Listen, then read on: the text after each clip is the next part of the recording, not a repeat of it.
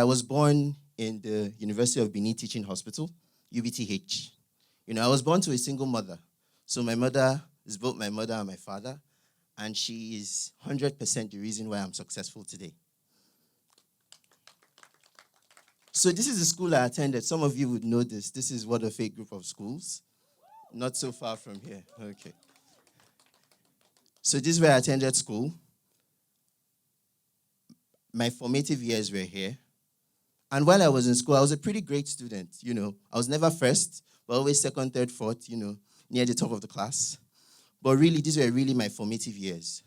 When it was time to choose between science class, art class, social science class, being a straight A student, of course, I picked science class. When it was time to choose a discipline to go to university, I was given a very limited set of options, just like most kids my age. So, I was told you either become a doctor, a lawyer, an engineer, an accountant, or an embarrassment. I didn't want to become an embarrassment, so I became a doctor. So I got admitted into the University of Benin to study medicine at age 16, which was great. And for me, medical school was pretty easy. The first 3 years were a breeze. I passed my first clinical professional exams. I got to fourth-year clinical class. And when I got to fourth year, something happened. Something changed. I became disenfranchised. I became disillusioned. I had a certain level of discontent, right? Because suddenly I felt that I wasn't doing much with my life. And this actually coincided with the, rise of social media at the time. So I remember joining Facebook and Twitter, at the time. And through social media, I could see what people my age were doing all around the world, with innovation and with technology. And I thought to myself, this is me in a very tiny little corner in Benin City, just being happy being a mere medical student. I wasn't satisfied. So right then, I started to change. So I got involved in other things. I was very involved in my medical students association at the time. I became the editor-in-chief of the association because I could write. I released our association's journal. I organized medical outreaches, health rallies. I was happier because I felt that I was doing more. But still, that feeling of discontent, that feeling of, Charles, what are you doing with your life? It never really went away. By final year, one of my classmates, we became really close, Emmanuel Owobu, Dr. Emmanuel now. And we used to routinely talk about technology and innovation and how we could use technology to change healthcare, in Nigeria and in Africa. We used to say, our classmates used to thought we were crazy, right? Why don't you just read your books and pass your exams and, do all that stuff? Of course, so it was time to graduate. It was final year. And, this was graduation day in June of 2013.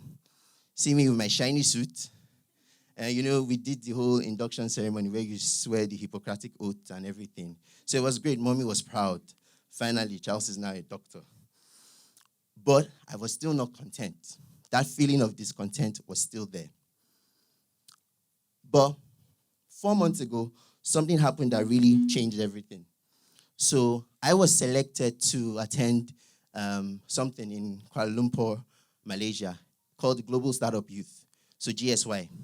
It was a gathering of 500 young people from 90 countries all around the world. And I was one of only 3 Nigerians that were selected. And for the first time at GSY Malaysia, I was intimidated by other young people. I got there and I saw other young people who, 17-year-olds already had businesses. 21-year-olds that were already, shaking the world. And I looked at myself and said, the only thing I have is just that I'm a doctor. There's nothing special about that. But after the initial intimidation, I discovered that the reason I was there was because I and these guys were all different. What made us different was that we had different ideas of tackling age-old perennial problems. So that was when I began to see the value of being different, the power of being different. So it was here I interacted with my fellow participants, and I was made friends with this guy, Raman, the guy on the left in the black shirt. He was a software developer from India, very smart guy. That was the first time I saw that people actually did something called coding, right? So this is me, looking into a computer where he's writing code. And I told him about these wonderful ideas that my friend Emmanuel and I in Nigeria had been, talking about, and how we can use technology to solve, healthcare issues. And he was really excited, and he wanted to work with us. And it was really great. This was really the life-transforming event in my life. So I went back, seeing the value of being different. The only reason I was selected with all these people was that the common factor was that we all had a unique way of solving age-old perennial problems, right? So we were different. If you can see this figure here, right? Which one strikes you the most? The one on the right. Simple reason. It's a different color, and he's away from the other two. So he's different, or she is different from the other two. So that's what happens when you're different. When you're different, the world takes note of you. They actually listen. They stop and look, right? So right there at GSY Malaysia, I saw that the only way to go forward was to be different and not be ordinary. And that's where I made up my mind and said this: I'd rather be dead than ordinary. I had very deep convictions as a very young age that I didn't want to be mundane or ordinary or banal. I wanted to be different. I wanted to actually do stuff that matters, right? So that's what happened. So I got back to Nigeria. I told him, and I said, I met this guy. That thing we've been talking about, I've been looking like, our heads are in the clouds. Let's actually start it. If it doesn't work, it doesn't work. At least we started. So in 2014, we started putting things together to build a simple app for maternal and child healthcare. And in 2015, we launched this company called Mobicure. In January 2015, just fresh out of medical school. Mobicure, for us, was a mobile health company that would use mobile technology to solve real healthcare issues. And of particular interest to us, what we're really passionate about was maternal and child health. And this is why. So these are not just mere statistics. In Nigeria, 2,300 children under the age of 5 die every single day. We are the second largest contributors to the deaths of all the women and children in the world after India. That is the fact, right? So, and most of these deaths are preventable, and they're the result of a chronic lack of access to medical personnel and quality health information. So basically, that's why we started. And then we built this app. It's called Omomi. So Omomi is a Yoruba word that means my child, right? We really created something that we thought would be every mother's dream. And Omomi does really two very simple things. The first thing is that Omomi connects mothers to doctors in real time. And the second thing is that Omomi provides these mothers with specific, useful, and life-saving maternal and child health information on the go. And what started as a very little idea, very silly idea, I mean, my classmates used to laugh at us, that we're very foolish, has grown to, a platform that is, being used by tens of thousands of women all around the world.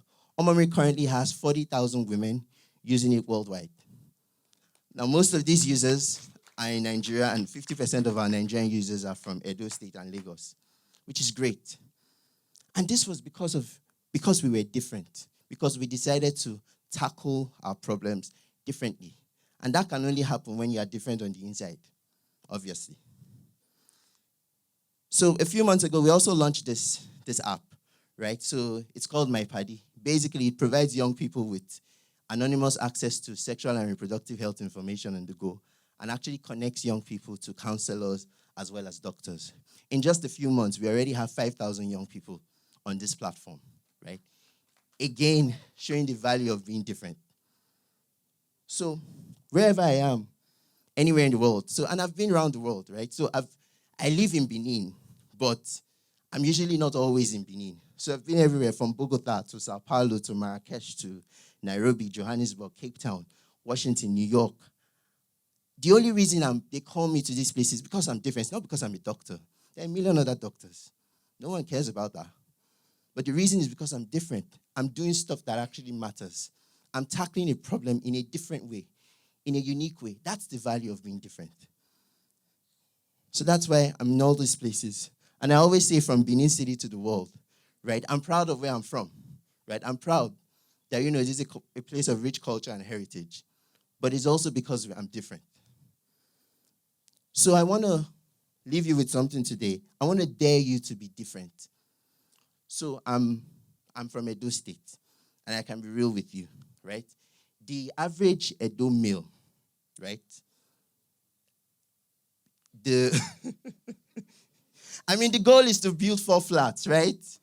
I used to hear that, and it used to really make me angry. How can your goal in life to be to own 4 flats so that I can collect rent from 3 and stay in 1? That's foolishness, right?